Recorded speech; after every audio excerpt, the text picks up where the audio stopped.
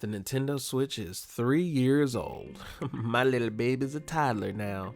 It's growing up before my eyes. But anyways, yeah, Switch is 3 years old. I'm just gonna give my little retrospective as far as I've seen it. I did a retrospective before, but in honesty, nobody really gave a shit. So I'm gonna do more of a nonchalant kind of thing to it, less structured. I'm just gonna talk about my experiences with it. So for this past year or so. And with that said, let's jump into it. Blah, blah, blah, subscribe, blah, blah, blah, thank you. Anyways, so we're going to start with last March. Last March, Yoshi's Crafted World released, and I had to say, I liked it. You know, it's a couple of things. When they talked about it, I was under the impression, and I'm pretty sure that's the trailer kind of gave that impression too, that the whole, like, once you finish a stage and it turns around, that it's going to be like a big part of the game. It's really not. You just go and collect poochies and stuff again and call it a day. I really love the art style for it. I kind of like it. I low-key like it a bit more than Woolly World. But I dig Woolly World. I actually wish there was going to be like a cheap little port for it. I wouldn't be against that at all, especially with that fire soundtrack. Soundtrack for Crafted World, it's okay. It's a couple of bangers in it, not too many though.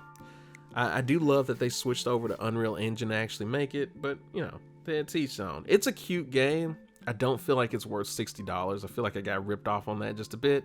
This game really, it deserves to sit in the $40 category, but you guys know how Nintendo is. We're gonna go ahead and charge a premium, which, shout outs to that. They don't do too much DLC to piss you off, so I can kind of forgive it.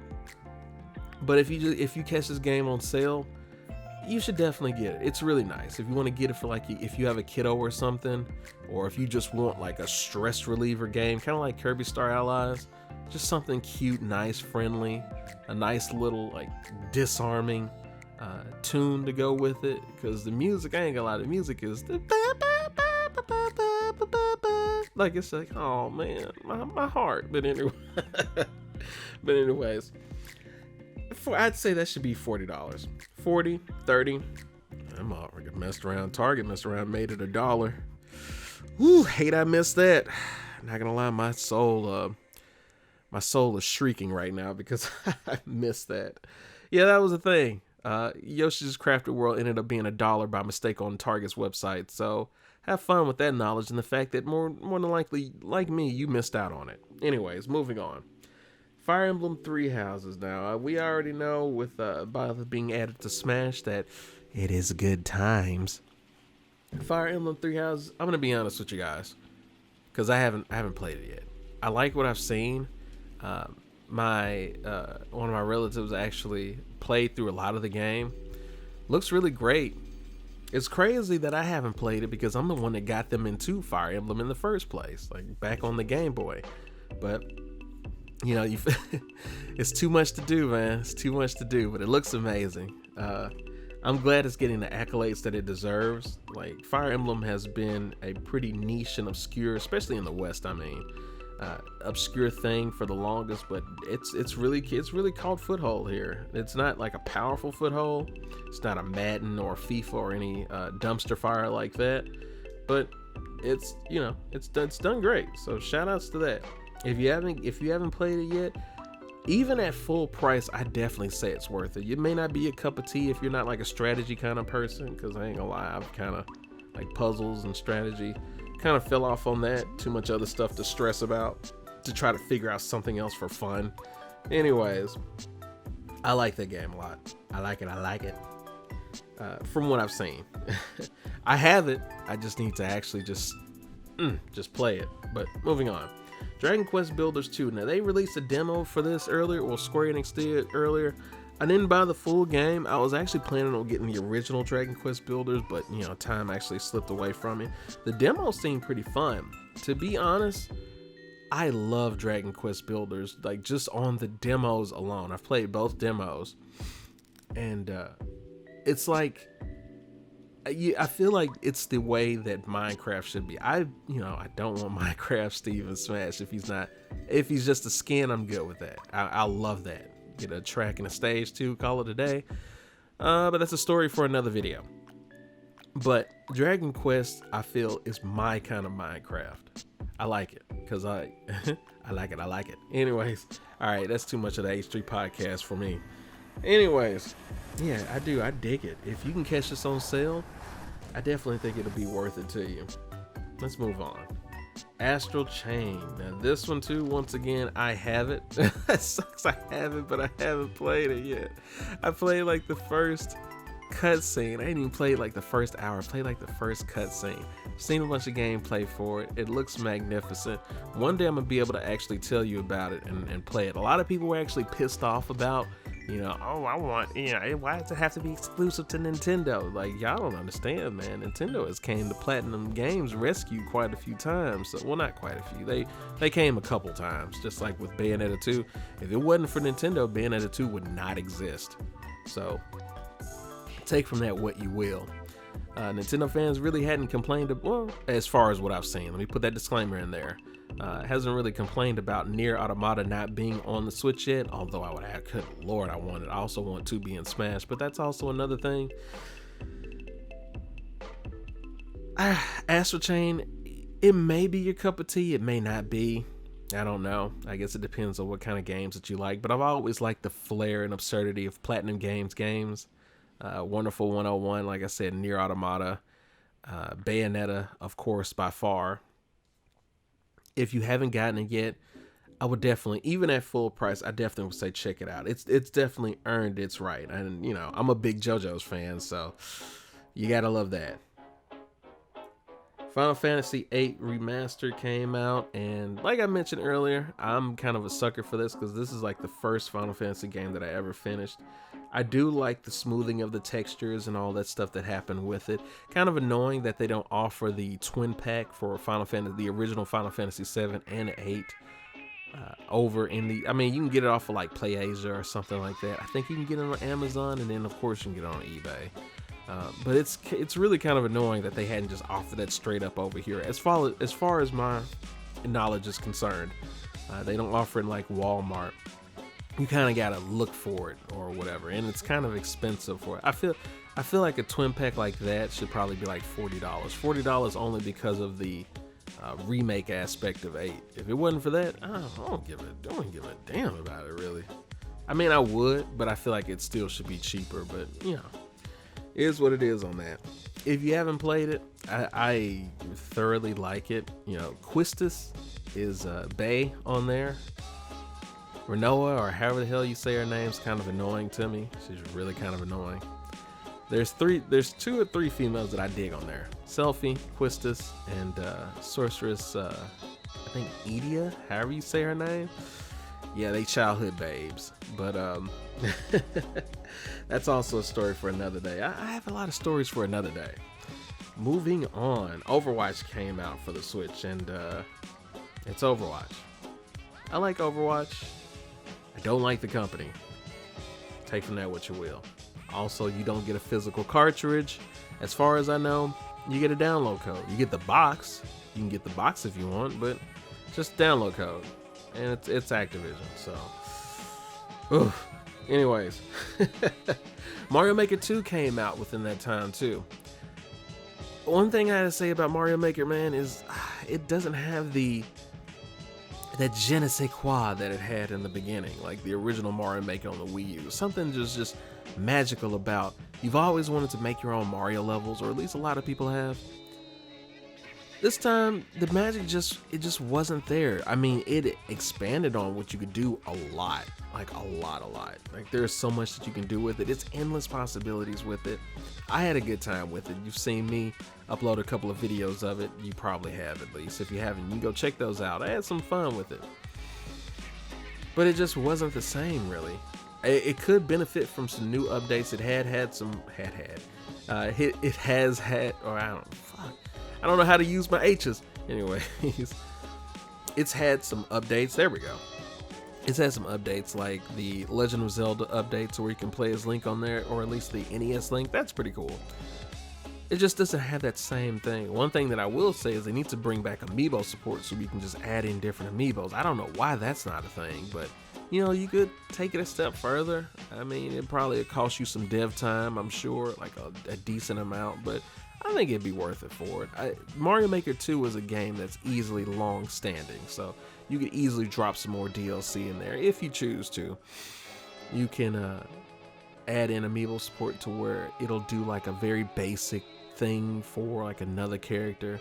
Like you could add like a Pikachu amiibo support in there, and Pikachu on certain stages, just like the original Link, you can do like Spark or something, or like a little thunder shock attack or whatever on the stage. That would be pretty cool. Just, you know, just small simple things like that, because again, I think that's one thing that it's the Mario Maker 2 is really missing, is the fact that you don't have all those different characters that you could bring into the game, and that kind of sucks.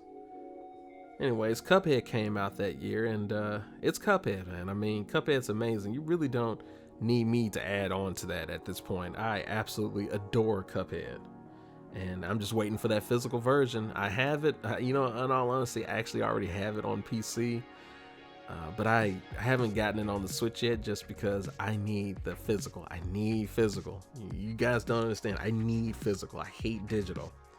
Because it's yours. If you have it on physical, an actual cartridge, like say for instance 10, 15 years down the line, the Switch shop goes down or whatever, just like, you know, like the Wii shop or whatever, you still own it. Like, yeah, you might have bought it digitally and you think you own it, but in reality you don't, because if you can't download it again, it sucks to be you. You just kind of just gave them your money and they took off with it. So I'm a big proponent of physical. Untitled Goose Game. Now this game, of course, it had like the powerful meme aspect to it. It's a cool game. I love it a lot. I really hope they decide to do like a sequel or something. It really taps into that inherent nature of I have to be a dick, but it also has compelling gameplay to it at the same time. So it's not just being a dick and just running around and it's like poorly programmed. It's actually legit. Contra Rogue Corps. Yeah, let's pick the shittiest form of Contra and make a game. Good job, Konami. You Konami'd it. Spyro Reignited Trilogy. Well, it's Spyro. Yeah, it's Activision. I hate Activision more than life itself, but it's Spyro. So, you know, life is short. I know I'm being kind of contradictory because of Overwatch, and like I said, I like Overwatch too. It's something about a game that's consistently on sale, and it's 3 games in one. And there's no as far as I know, there's no microtransactions. So fantastic. I'm down with that. More than likely you'll catch this game on sale if you decide to get it. And it's fun. It's Spyro. It's OG Spyro remade. What's not to like about that? Speaking of remakes, or at least a semblance of a remake, Yooka-Laylee and the Possible Lair came back. So, I say came back, but Yooka-Laylee came back. Anyways, Yooka-Laylee, its first outing, it had some hiccups. It had some serious hiccups. I actually prefer the 3D aspect a lot more than 2D, but I am a big fan of 2D. Yooka-Laylee and the Possible Lair is seemingly just Donkey Kong Tropical Freeze. Now I say just, but reality of that is, if you ever compare it to Tropical Freeze, you're doing good. You're doing fantastic, by the way. Tropical Freeze is arguably the best 2D platformer ever made. Like, you know, we can have a battle about that if you so choose to. But yeah, I absolutely love it. It's great. I actually got it on sale for like $10. I don't think that's gonna happen for a very long time again. So I'm a little biased there. I didn't have to pay a lot for it, but it has so much value there. Even at $30, I feel like this game is easily worth it. Again, it's Tropical Freeze, man. The controls are tight. There's difficulty there. The difficulty definitely ramps up over time. And you're supporting a smaller company. You're supporting a lot of the OG Banjo-Kazooie crowd, or developers. So I don't see anything wrong with it. Speaking of developers, Cadence of Hyrule. I want it, but I don't have it yet. It actually hurts my feelings. They did drop a demo for it. I do dig the rhythm-based combat of it, and you know, it's really cool that Nintendo decided to, you know, I'm saying rent out one of its prestigious IPs. Like Link is up there with Mario and Pokemon and all the other good stuff, Kirby. So it's really cool that they decided to actually rent that out to an indie developer, you know, Cadence, I think Cadence and Necromancer Dancer. I think that's how you say it. I'm getting dry as hell. My throat's getting dry. Anyways, it's really cool they decided to do that, and it's nice to have a different gameplay style than what you're used to. Like, that's really cool, and I actually hope they do a lot more. You know, I actually meant to do a video about that. I need to make that video, the concept video about Nintendo renting out their properties to other indie studios and giving them a chance. I think that'd be really awesome, like a different take. But Cadence of Hyrule, from what I've seen and played, like, I don't have it, but the demo is available. So check it out. If you made it this far into this video, check that out. I think it's well worth it. Damon Ex Machina came out now. Damon Ex Machina, I really wanted to like this game. I've had a long history of struggling with enjoying mech games, because I love Gundam too, for example, but there's something about playing a Gundam game is just kind of, I don't know, it's just kind of boring. Like, no matter what I try, whether it be a fighting game, an adventure game, a Dynasty Warrior style, or at least a Dynasty Warrior style Gundam game, I just can't get into it. It's just kind of just always been boring. So I really wanted to like Damon Ex Machina. It seemed different, and I always love like a company taking a risk and trying a new IP. Nintendo tried to push the crap out of it, a fairly decent amount, but Marvelous, they're so stupid. They kept shooting themselves in the foot. They kept copyright claiming anybody that tried to talk about it. So now nobody knows nor gives a crap about Damon Ex Machina. The name was already terrible to begin with, just to be honest. It has this, it just makes no sense. Why did you choose this name? I mean, I'm pretty sure the story will let you know why the name was chosen, but for marketing, the name is ass. Like, it's too long and convoluted. Damon Ex Machina? Why? It's a bad name. It's a poor marketing name. But to each his own. Now Damon Ex Machina is a footnote. If I catch it at like $20 or something at some point, I'll probably grab it. But the company shot itself in the foot. It kept censoring coverage, and you messed up. You messed up bad. Good job, Marvelous. Now, Ori and the Blind Forest came out. Nothing else I need to say. It's Ori and the Blind Forest. I mean, if I made an indie game like I would really like to one day, I want my game to look like Ori and the Blind Cuphead or Ori and the Blind Forest. This is how I would love for it to look. Speaking of, I don't know. Let me get off track for a second. I did have to send my Switch in this year. Kind of annoying. That Joy-Con crap, the Joy-Con drift issue, that's the thing. That's a pain in the ass. I find it funny that Nintendo decided to release like the updated version of the Switch and the Switch Lite to where, like, holy crap, like, it actually has more than acceptable battery life now versus my drifting Switch, because I decided to early adopt. But each his own. It is what it is. They took care of it for me, so I mean, I give that to them. It's really annoying, but I'll give that to them. So let's move on. Ni no Kuni came out. I know it's a port, but come on, it's Studio Ghibli, and Miyazaki Animations. They really take away the pain of existence. They take it away a lot. Link's Awakening came out. I don't have it. I'm waiting on it to come down to like $30 or something like that. Beautiful game. At first, when I first saw it, when they announced it, I was like, man, this is cool and all, but I'm not really a fan of like the plasticky art style. But admittedly now, it's kind of grown on me. I think my initial thing will probably be to make it more style, and like, it is stylized, of course, but to make it more of like a cell shaded stylization. But I have a bias for that. But considering the fact that you have Wind Waker stylized and you have Breath of the Wild stylized, kind of in that nature, I can see where you would want to go a different route with it. So I can't knock that at all. Like, it makes sense. Game seems good. It really does. Like, I've seen a bunch of gameplay and all that stuff for it. It seems really good. Seems kind of short, but I imagine if you did a shot-for-shot remake of the original on the Game Boy, then it's probably going to be as long as that.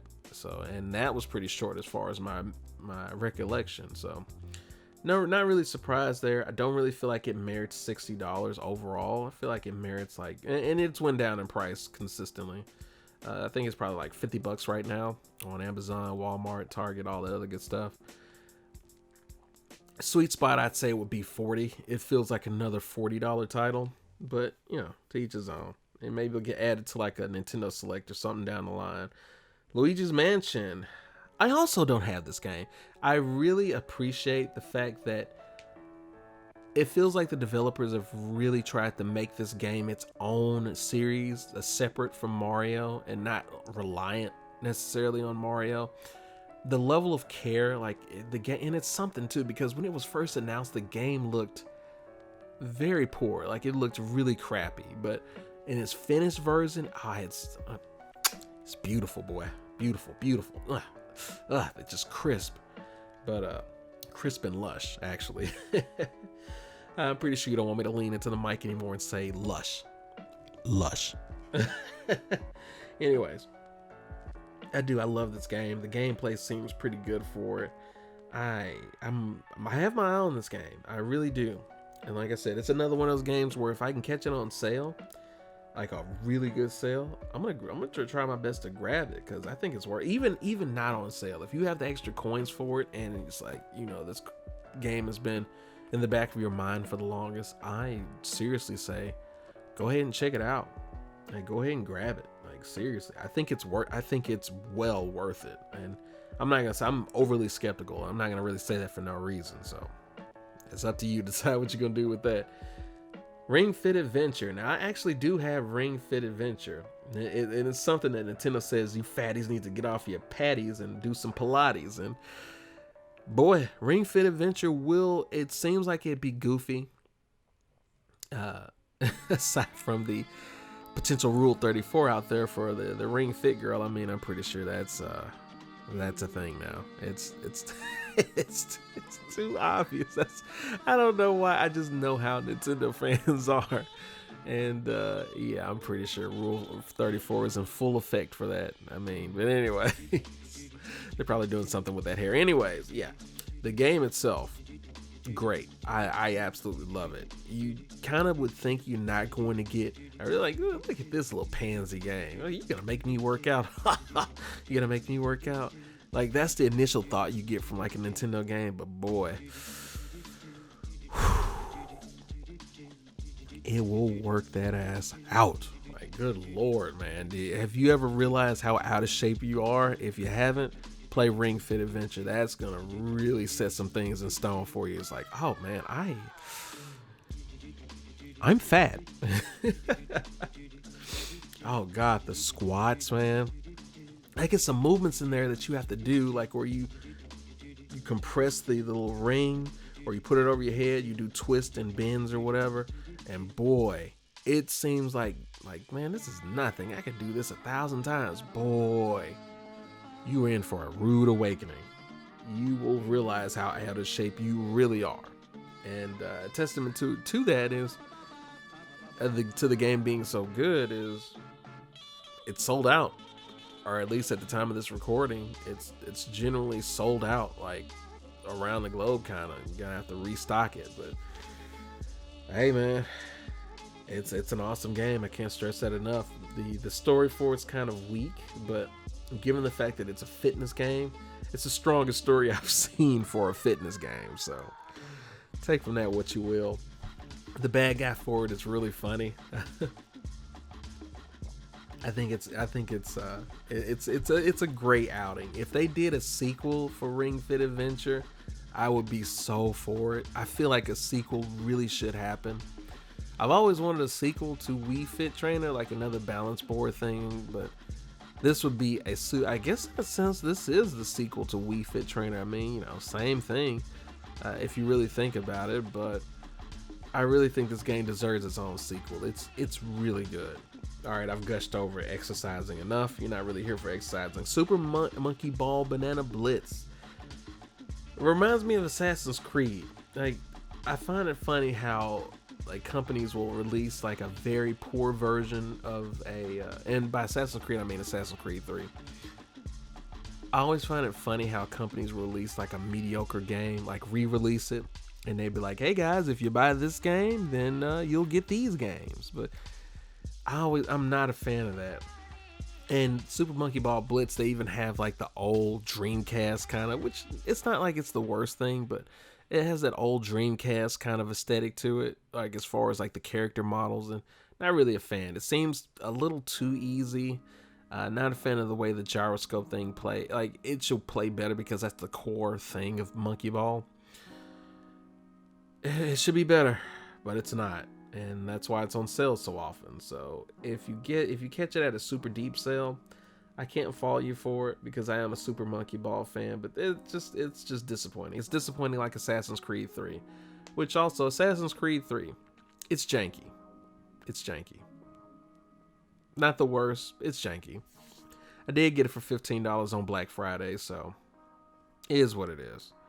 I mean, what do you want for, like, I guess like the price of a full course meal or something like that? So not losing too much sleep over, but definitely wasn't worth the full price that it was asking for in the beginning. Any other Switch games that I could think? I'm pretty sure I'm going to be missing some. Nintendo Switch Lite came out, like I mentioned earlier. Feels better. It's nice to have a D-pad. It really is. I really feel like they still should have made it to where you could TV out, but I understand they tried to separate them as hard as they could, like to merit buying the original. Because yeah, if you don't have those core elements separating it, then it'll kind of defeat the purpose of having two different models. I get it. Like, it's kind of a Samsung strategy to where you have the models. They do essentially the same thing, but there's some big differences there. But it feels artificial. It feels like there's no need to have that in the first place, but they did it anyways. Because again, there's like a little adapters and stuff that you can buy so you can output out to the TV. Nintendo could have just added that in, or they could have just made and produced their own. I think accessory rates or attachment rates for accessories are hurting Nintendo. Maybe, I think that would have helped them. But you know, Nintendo got a Nintendo, and I really feel like that should have been in there. But you know, oh well. You know, pros and cons. I'm still like team original Switch, but you know, whatever. Oh yeah, I almost forgot Pokemon Sword and Shield. Alright, so I've crapped on Pokemon Sword and Shield more than enough. So at this point, I'm just beating a dead horse. It's fine. 7 out of 10. Didn't have to try. The score is as rushed as the actual game. Look at that. Nintendo Online, it's fine. It's fine. Come on, Nintendo. It's getting really annoying being like the C student of online. You guys should really fix your online, but you're not gonna listen to me. I'm some random dude on the internet, so. Oh my god, my throat. Oh yeah, Tokyo Mirage Sessions came out. It looks really good. It's looking amazing. You should definitely buy it. And you know, I didn't buy this yet at all. But it does look really good, and it's already down to $50. You know, if it's not your cup of tea, you're probably not gonna enjoy it. You know, if you're not into RPGs or whatever. But I think it's really cool, and it's nice to see it get new life on the Switch, whereas it kind of just went completely ignored on the Wii U. Kind of like the next game I'm going to talk about, Wonderful 101. Now, Platinum Games once again did a Kickstarter. It's $40 for the full game for the Switch now. I think that's an awesome deal. Like, I can't complain about that, especially since I never owned the original on the Wii U. I was like, man, $60, and this game is on the Wii U. I don't even feel like it's worth it, but over here, different story. It's portable. Portable Wonderful 101. I'm down with that. And at this point, Nintendo forgot to do it seems like they forgot how to do a regular direct. They did the Sakurai Presents. They did the Pokemon DLC Gacha stuff. They did Mystery Dungeon remake. They did Animal Crossing as far as like the direct stuff. But that's it, man. And Animal Crossing, by the way, looks great. It isn't out at the time of this recording, but looks really good. I do like the aspect. You can smash rocks this time. So I do like that. I do like that Isabelle is back again. You know, do the whole everyone is here but Animal Crossing. So that was a good thing. That was something to wonder about for a while. How many people are going to be on this island? Is everybody going to come, or is there going to be certain people? I wonder what's going to happen to Mr. Rossetti, because now that you think about it, Mr. Rossetti, what's his use, man? Is he out of a job? Can he fuss at you anymore? I don't know. Are they gonna? Is he gonna get a federally guaranteed job? Getting political, man. Move back. What is he going to do? I have no idea. So I don't know. I guess we'll have to see. It's gonna come out it's coming out in March, or at least later this month at the time of this recording. Then you got Xenoblade, the definitive edition. It looks really good. People like to say, "Oh, it's just a simple port." Nah, man, and I've got nothing to gain off of trying to support Xenoblade. Like, I'm not the biggest fan of it. It looks really good, man. It look for a portable system, like the graphical upgrades that are being made to it. It looks really damn good. So shout out to Monolith on that. It looks really, really good. I think it's worth checking out. Especially if it ends up going at a good price. They're probably going to go with $60 at first because it does seem like there's like a lot of work being put into it. I think there's like a new area added too. Probably consider checking it out. All right. But yeah, here's some stuff you got to fix with the Switch, guys. I fixed the Joy-Con drift. Stop that. Stop the overheating. I've had to send my Switch in again for the heating issue to where it's kind of warping the back plate. Switch doesn't even sit in a room to where it's not well ventilated, but it still gets hot, and I think it's messing with the dock. You gotta switch that stuff. You gotta fix that stuff. God damn, we've been talking about it for too damn long. You gotta fix that stuff. And what else you gotta fix? I think I've already mentioned everything else that annoys me. The online needs to be fixed, antiquated. Oh, the cloud saves. Good lord. Like with New Horizons, you only get one cloud save thing. Like, that's so stupid. That's really stupid. Like, like I said, Nintendo will do some amazing things, but Nintendo has the Nintendo, and they'll do something that's nonsensically just dumb as hell. And I don't get why. Nintendo always, they can't just, it's like they purposely just can't be flawless. We don't like being perfect. They don't like perfection. They just have to. It's like you paint this amazing godlike painting, and you look at it. You're done with it. You're for the most part, you're pleased with it. If you showed it to anybody else, they would be like, "Oh my God, this is a masterpiece. This is incredible. I can't believe the level of detail, the artistry behind it, the effort. It looks like it was painted by the gods themselves." But Nintendo will look at it, they'll stare at it, they'll kind of tilt the painting from side to side. They'll think about it for a second, and then they'll see a packet of ketchup on the counter or something and just squirt it on it. Just fuck it. Just why not? Just why not? And not only that, sometimes they'll throw some soy sauce on it too, because Nintendo got a Nintendo. And it'd be like, why did you do this? Nintendo, this is so stupid. This was amazing. Why did you ruin it? And Nintendo's like, Nintendo Switch has games. But anyways, that is it for my recap. I hope you guys enjoy sitting through a 34-minute long ass video. That's a fucking long time to be talking. So what do you think? What games did you like out of 2019 going into 2020? What games are you looking forward to? If you happen to make it to the end, shout out. Good lord. I have the attention span of a goldfish, useless creature like a goldfish, and I think I have 1 second more of an attention span. So if you made it to the end of this video, shout outs. You are the real MVP. Feel free to smash and hip thrust that motherfucking like button. Comment, tell me what you think about everything, or you can just talk about whatever you want in general.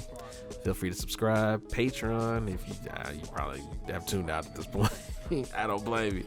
Patreon tier start as low as $1 a month. If you feel like supporting the channel, I greatly appreciate it. If not, I completely understand. Thirdiverse.com, some amazing apparel. Feel free to check it out. I mean, window shopping is free, so you can do that. I feel like you'll see some stuff there that you like. So with that said, that is my recap for Nintendo in 2019 to 2020. 3 years in. Looking forward to another 4 or 5 years. Or at least I think that's what Nintendo said. But with that said, peace out. God, my throat, man. Oh my God, dude. talking for that long straight nonstop. Probably shouldn't keep doing that. That hurts.